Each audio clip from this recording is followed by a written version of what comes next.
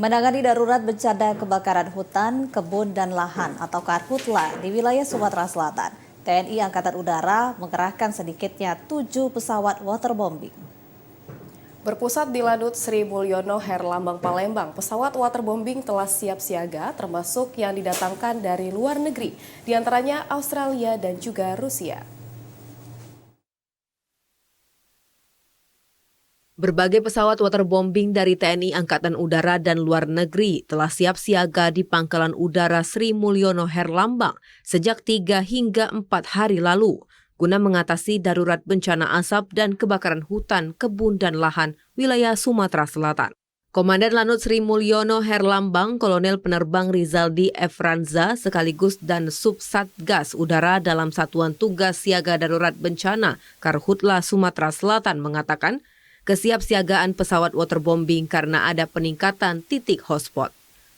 Rizaldi menambahkan saat ini sedikitnya 25 hotspot telah terpantau di wilayah Sumatera Selatan, sehingga diperlukan proses penanggulangannya dengan mempersiapkan sedikitnya 7 pesawat waterbombing dan patroli. Iya, jam terbangnya di sini sudah siapkan dari mereka full jam terbang lah. Jadi nggak sia-sia datang ke sini. Kemudian pelaksanaannya nanti mungkin sekali sorti itu 1 sampai 2 jam ya.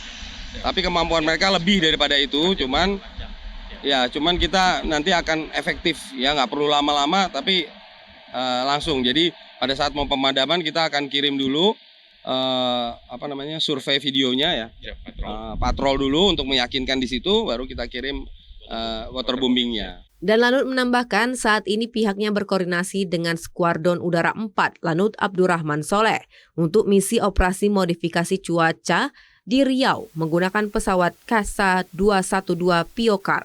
Sebelumnya modifikasi cuaca telah dilakukan di Jambi bulan Juni serta Sumatera Selatan beberapa waktu lalu.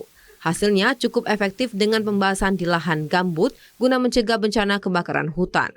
Meski karhutla terjadi di beberapa kabupaten, tapi semuanya dikonsentrasikan di Lanut Sri Mulyono Herlambang untuk mendukung operasional penerbangan.